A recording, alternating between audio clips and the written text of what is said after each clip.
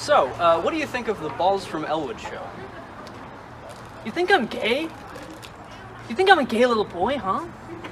You think I'm a gay little boy who likes daddy, huh? You think I like men? So, what do you think of the Balls from Ellwood show? I beg your pardon? So, what do you think of the Balls from Ellwood show? Sorry, what? Balls. Your microphone's not even plugged in.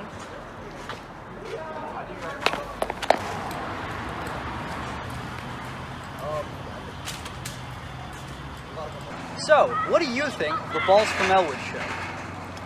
Are you kidding me? My entire household loves Balls from Ellwood show.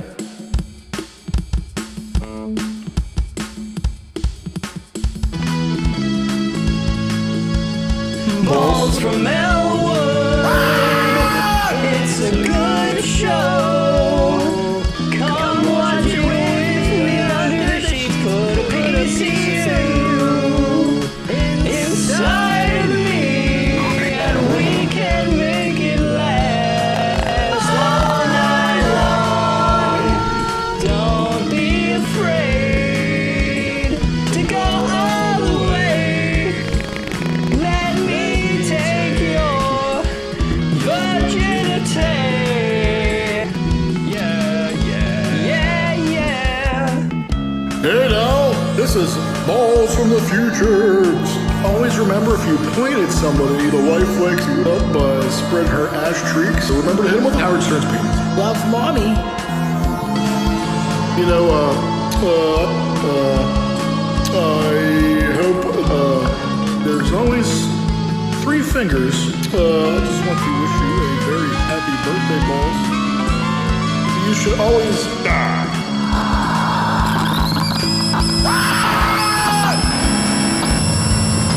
You should always not focus on fighting the past, but always remember Howard Stern's penis.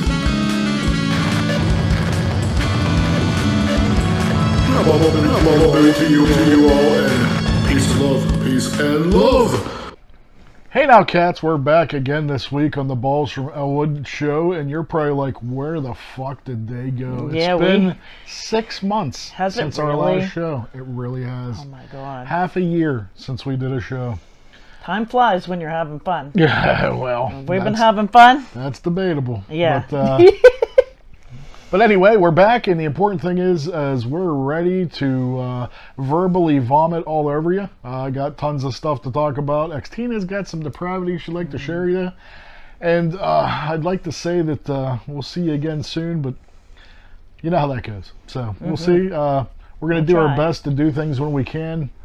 This every week thing is probably not going to work out well anymore. So when we can do things, we're going to do things. And in all honesty, El Balzito kind of was questioning as to whether if I even wanted to do this anymore. And I have to say, I don't think I can not, because it's more kind of for me than you guys. You know, it's more of a therapeutic thing, and I kind of really missed it, and it does kind of help me to bitch and get things off my chest. And I love turning people on the cool shit that I think is worthy.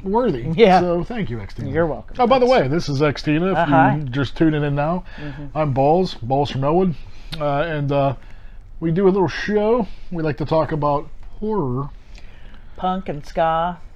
Yeah. Yeah. She likes to talk about true crime. And we get a little topical now and then, but not too heavy-handed. So let's get right into it. It's been a long time. I'm just going to skim over things that I think was really, really important that we missed talking about. I'm just going to dive in and say I want to talk about two movies that I thought was really, really good that's worth mentioning that we've seen in the past year. And I want to talk about the movie that actually gave me the incentive and actually motivated me to want to do another show so I could spew my hatred all over the fine folks here in the information superhighway. So let's get right to it.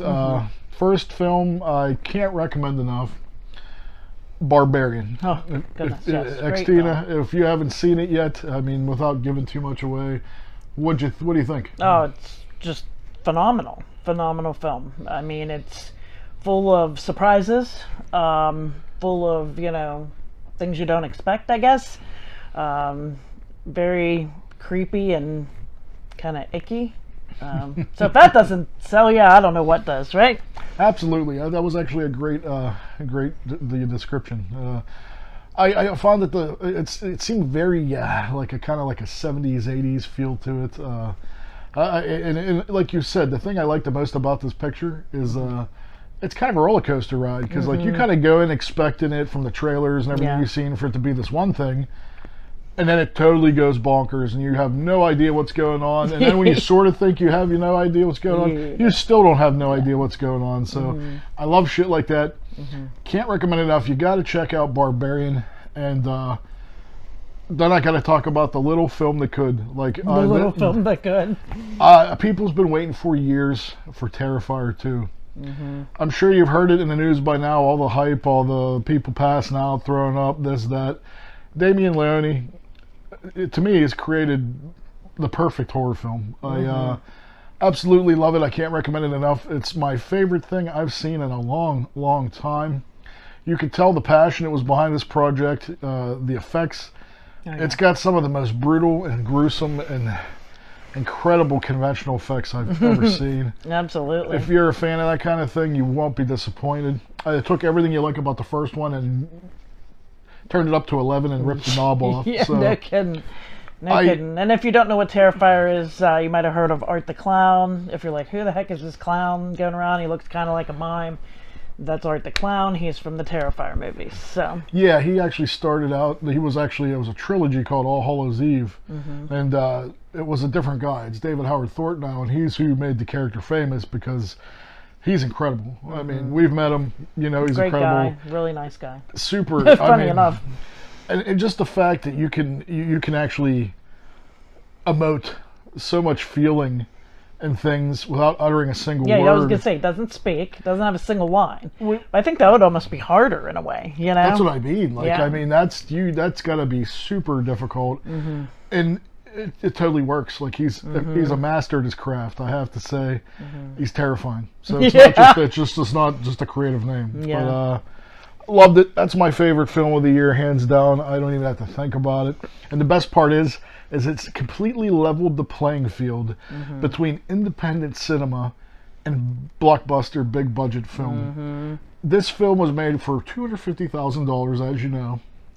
I think it now is reaching past $12 million Yeah, made. I think that's the last I heard. My God. It started as a Kickstarter. It's fully fan funded, which you never see. Yeah.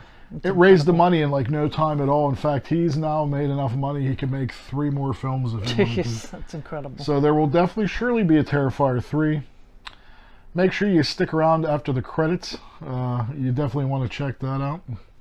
Oh yeah. And other than that, it's all over the place now. You can see it on Screenbox. It's on Amazon.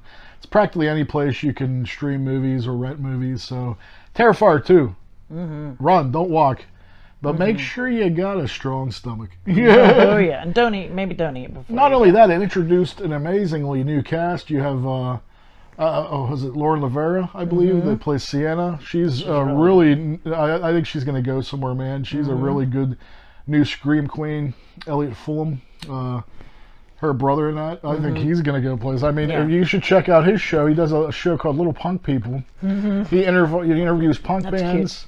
Metal bands. He's super into metal. Plus, he does his own music. He's a really cool little cat. And he's only 14 or yeah, something? like that. And he's super talented. So check him out.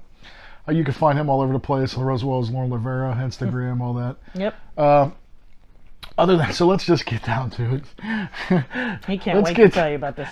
Let's get to the inspiration of how this movie drove me out of hiding, and now out of hiding. I for one, Xtina has never self-admittedly been a fan of A Christmas Story. I still don't understand that. I still am completely baffled. Very stupid. It just blows my mind. I grew up with that film. The only thing that bothers me about A Christmas Story is how TBS fucking completely bastardized it and ran to 24 hours a day and burnt people out on it. Yeah. I hated that. it was always a time-honored tradition in my family, something that always became canon. We would watch every year together, and I have lots of good memories tied to it, which I think is why people embrace this film so much. See, and I think that's why I never really got into it. I didn't see it for the first time until like 1999. When did it come out? It was in the Was it in the 80s? It was like late 80s, I think. Yeah. I seen it in the theater when I was real little. Oh wow. My mom and I remember my mom took me, but I was real little. I remember, so I don't even know if I fully appreciated it at that point. But I think that's why people hold this movie so dear, because I think it's something that they embrace because it always is attached to good memories with their family for the holiday. I get that, totally get that. Also, it's kind of a look at a slice of life from that era, that kind of Americana era, and families were always together, and you did all your meals, and you did, that whole thing. So it's no surprise to me how people embrace this film. I totally understand. I mean, I get it. And real honestly, from what I understand, it wasn't even a hit when it came out. Right.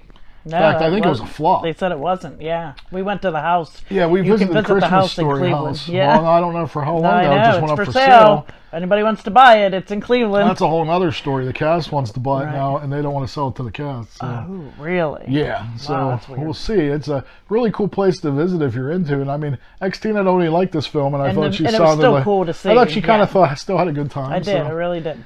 It's fun, but Balls has always had a special place in his heart for Ralphie and his stupid BB gun and all that. But they had tried to make a sequel way back in I think it was 90s. It was a summer story. It had Charles Grodin. Oh, God. It's really stupid, really bad. I never enjoyed that. But they've always talked about doing a real sequel to. Yeah. And Peter Billingsley never wanted anything to do with it. In fact, when we went on the tour for the house, they said he never came He's back. the only cast member that never visited it. Never wanted anything to do with it. Super turned off to the whole idea. So when I had heard it was official that for HBO Max they're doing A Christmas Story 2 or A Christmas Story Christmas, which is by far the stupidest fucking title I've ever heard. That's the best you could do, seriously? Yeah. That's not even trying. Right. What do you want to call it? A Christmas Story Christmas? Yeah, okay. Okay, great. That's right off the bat. Me hearing that, I'm like, oh, this is a sinking ship already. Yeah. So when I heard that Peter Billingsley is actually coming back to play Ralphie as his, current day self, that made me think right there, this is bullshit already, because this guy hates this fucking movie. Yeah. He hated playing Ralphie. He doesn't come to those things. Yeah. It's a money grab to the nth degree. The suits went in, opened the big suitcase full of money, and said, "You want to play Ralphie again?" And he said, "Yeah, yep, of course I do." So this is the payoff he's been waiting for. They miraculously got a lot of the same cast back, which I'm really shocked. Wow. The sad thing about it is Darren McGavin's dead. He was I always loved him. He was the old man. It's not the same without him. Yeah. They try to build a story around it, which we'll get to that later. They replaced the mom because she retired from acting a long time ago. And they replaced her with the girl from Airplane the movie. And right off the bat, the mom in the Christmas Story is super subdued and almost subservient to the old man, and she's really serious. And then right off the bat, it's stupid because the mom's playing all goofy, slapsticky Airplane the movie shit. And I'm like, right off the bat, they have no idea what the fuck they're doing. So I have doubts that the people that even made this film ever seen the fucking movie. Oh boy! So, or either that or somebody gave the guy that wrote the script, we got to have these pinpoints in there that the fans will have fan service with. Yeah. That even if this movie sucks shit, which it does, they'll still be like, oh wow, that was this, and oh wow, that was that, and it seems more that they concentrate on that than actually making a film that people actually would care about. Right. I know for a fact, I don't know one person that's going to be like, oh yeah, we got to watch A Christmas Story Christmas every year after we watch A Christmas Story. Right. Nobody's going to do that. Nobody's going to do it. And here's the thing.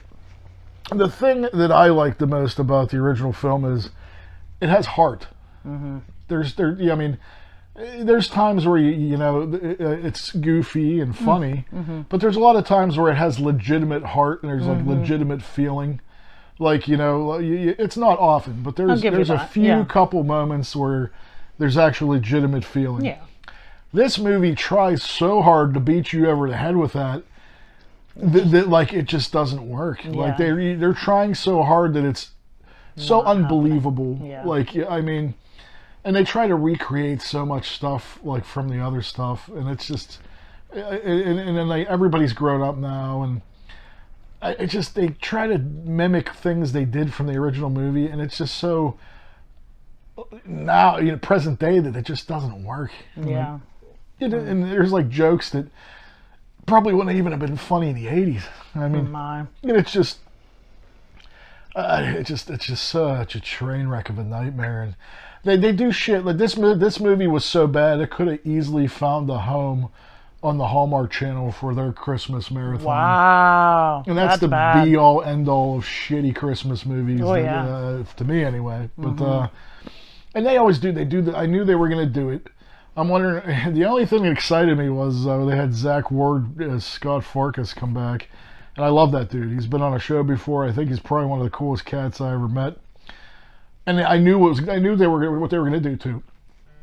What they were going to play the Halloween theme song. Yeah. That doesn't happen. That probably would have. Well, I didn't even get to that. That'll be another show. Oh, jeez. Yeah, we need a whole other show. I forgot about Halloween Ends. In fact, I won't even waste my breath. There's your review. So, but in this movie, there's either going to go one of two ways. Scott Farkas is still going to be an asshole, or he's going to find that redeeming moment. And of course they went that way, because he's now a police officer. Oh, jeez. And Ralphie beating him up changed his life. And oh, brother. He realized he was such an asshole, and now he's like, oh, you cleaning my clock just made me realize all the things in life that I did wrong, and I wanted to do good after that. And I'm just like, this is fucking ridiculous. Like, wow, talk about killing a character. Yeah. And then he has two kids that are assholes, just like him. and they're out terrorizing the whole time. And I'm like, and it's just like, you can just predict everything that's going to happen before it happens. There's nothing original on the table. Wow. Everything's fan service. Like, people complained whenever Ghostbusters Afterlife came out, there's too much fan service. Yeah. That didn't bother me. I think a lot of it was pretty good. Yeah. This is a movie where if you want to see fan service that actually hurts the movie, the whole fucking thing is fan service. Like, it's like there's no... And here's the thing, too. When you have bad kid actors, that really can hamper a film. Yeah. And oh boy. And like, they didn't do a very good job of casting. No, they're both really not good actors. I hate to pick on kids, but it really kind of hurt the film for me. Like, and there's a moment in it that there's just this CGI scene that's just so incredibly ridiculous that I'm just like, am I really seeing this? No. And then they're it just hurts my heart. It physically pains me. It makes me sick. I stayed up last night, and this is not a lie. I kept falling asleep because it's so shitty. It took me 6.5 hours to get through a 90-minute movie. I got up I think 3 times to go to the bathroom, and he was up every time. I'm like, are you seriously still watching this? And it was one of those things where I'm like, I can't stop now because I'm invested in it. Yeah, you want to. And not only that, I'm not the kind of asshole that's just going to blast something for no reason. You want to see it. I want to see it. I want to form my own opinion. I don't want to be biased towards it. I really didn't want to be correct, but I knew from the trailer it was probably going to be really bad, because the trailer was really bad. Is it worse than I thought?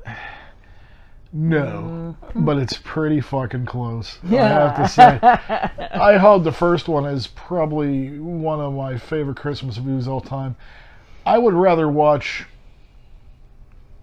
anything on the Hallmark channel movie than this again. Gonna say that. I can't ever foresee me for revisiting this again. It's a shame that they got the whole cast back for this. Yeah. Like, when you watch it, you're just thinking, this could have been so much better.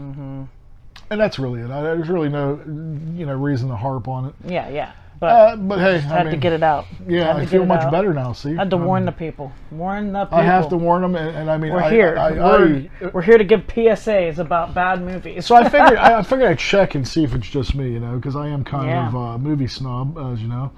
And I looked, and people commenting, and I've noticed the people that like it is naming all the things that were fan service. Mm-hmm. Oh, did you see Ralphie's BB gun and blah blah blah blah blah? Not once about the quality of the movie, the story of the movie, which there's really none. Yeah. Other than, you know, Ralphie, he grows up, he wants to be a writer. He can't be. Everybody rejects him, but then he finds if he writes about the true meaning of Christmas and his dad, all will be better. And it's just like any given trope. Fucking every trope in a Christmas movie is there. Yeah. There's no original thought whatsoever. There's no original story. There's not an original shred of anything in this movie. So I really hope the cast got paid a lot of money to do this. They deserve it. Because like, oof. Imagine having to film it for days. You know what? upon That's days. the thing. I was thinking about that. I was actually in a pot today, and I was thinking about it because I still couldn't stop thinking about it. And I'm like, it looks to me like a movie where they had a ton of fun filming it because they were all together. But it's just such a shitburger that like it makes no difference. You know, like it's a shame. Yeah, you could tell that like they had a good time doing it. Okay. But it didn't make a difference because when you have a bad script and bad dialogue and bad actors. And not a shred of anything. And then they were mimicking stuff from the movie, but it didn't make sense. Didn't translate? No, it didn't. It wasn't. They were trying to mimic stuff from the movie. This was my biggest pet peeve, and then I'll be done. They would try to recreate things, but it wouldn't make sense to the context of this film to that. Like, it didn't match. Like, for instance, whenever Ralphie's in the in school, and he tried to bribe the teacher with a gift like a fruit basket, right? So that she could see her open the drawer and have oh no, it was the part with the teeth. She turns around, they all have fake teeth. Okay. So that she tells them all come up and she puts them in the desk. She opens the desk drawer. There's all kinds of shit that the kids tried to pull before. And he's going for a job interview and he's trying to bribe the dude. He opens his drawer and it's all like chocolates that other people try to bribe him. They're trying to recreate the scene from that, but it makes no fucking sense to this movie at all. And they did it constantly through the movie. And I'm like, this has nothing to do. That's why I said I don't think anybody's even really fucking seen this movie that worked on this movie. They're just like, you need to do this, you need to do this, and you need to do this, and they're like, okay. Okay. It's very like formulaic and yes. not organic as it could have been. Yeah, so I hope Ralphie takes his BB gun and sticks it up his ass and pulls the trigger till it goes click. Oh boy. End the review. Thank you. But before I go and I let this beautiful lady do her depravity, which we haven't had in so long, got a couple things that I'd like to show you cats that I think you should probably pick up because, god damn it, they're incredible. So.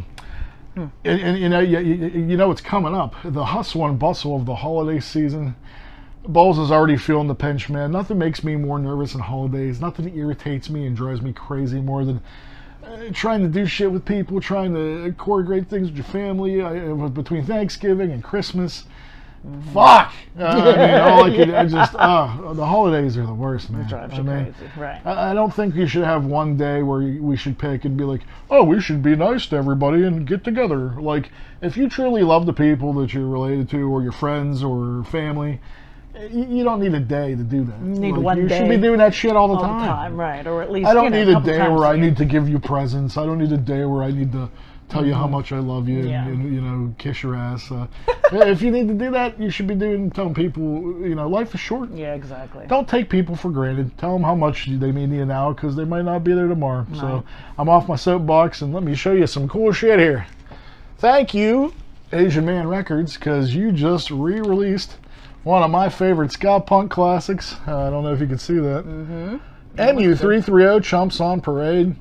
If you haven't heard this album, boy, you're at a disservice. You need to check this out. Go to AsianManRecords.com. Yeah, I don't know if there's any left, but you might want to check. So, that being said, coming up next, everybody knows how much I love the Slackers. I've become friends with most of them over the years. If I would have asked Balls back when I was a kid if I was ever going to be friends with half of these people, I would have thought you were crazy. Right. But it's really cool. I've gotten to know a lot of these dudes and become pretty close friends with them. And they're incredible people. And I have to say, they have a new single out. which you could get on, I believe, Bandcamp, Pirates Press Records, or if you go to their own website. It is New York, Berlin, and then the B-sides, Tell Them No, on beautiful red vinyl. Check that out. And Pirates Press Records just made Balls Day because I only need a couple more and I have all the Slackers on vinyl. Been waiting for this. Here is a 2-disc special edition of the classic Wasted Days. You could go on Pirates Press Records right now, pick that up. They're still in stock. I think you can still get the black one. All the colored ones are sold out, in fact. And you'll have that in your head for a month. Yeah, you will. We had just went and seen my boy, my man crush Monday, Davey Havoc, in the last AFI tour. This is their new album, Bodies. Admittedly, Xtina is not a big AFI fan, believe it or not. But this is pretty good. This was actually, if you like black audio, there was Side Project, which kind of sounds like 80 synth. This album sounds a lot like that, so you're probably really going to dig it. So I personally think it's really good. You can get it pretty cheap now, so check her out. There's a new Black Audio album too. Speaking of them, I believe I think it's only on streaming sites right now, but it's coming out on vinyl pretty soon. Last but not least, my buddy, my brother from another mother, Vic Ruggiero has a brand new solo album, Stuff in My Pockets. You can import this from London right now, but it will in fact be available in the United States in February. So if you can't wait like balls, you just import it from London. Or if you want to wait and get a bunch of goofy colored vinyl and pretty looking vinyl, you can wait till February. So other than that, that's all I got. Xtina. I do have one more thing. He has something else. Yeah, one more thing. I actually invested in a Kickstarter, at least probably a year ago. It was like a subgenre of Fright Rags. They were trying to do this game company. This was the first thing they had, and they wanted to do a Silent Night, Deadly Night board game, which you know how Balls loves that. Holy cow. I love Fright Rags. I tell you all the time. This House of the Devil shirt is from Fright Rags. Ty West collection. Good stuff. Good company. I can't tell you how much I love that company. They're the only thing I wear. So that being said, I donated to the Kickstarter, and they actually, I think they got funded in like a half hour. Wow. So. And by the way, we are not sponsored by Fright Rags, but I really wish we were. To, if you have guys ever want to, we would love that. But because I talk about you constantly, and I can't recommend you enough, and you're surely my favorite clothing line. But here's what we got. A year later, they finally pressed them.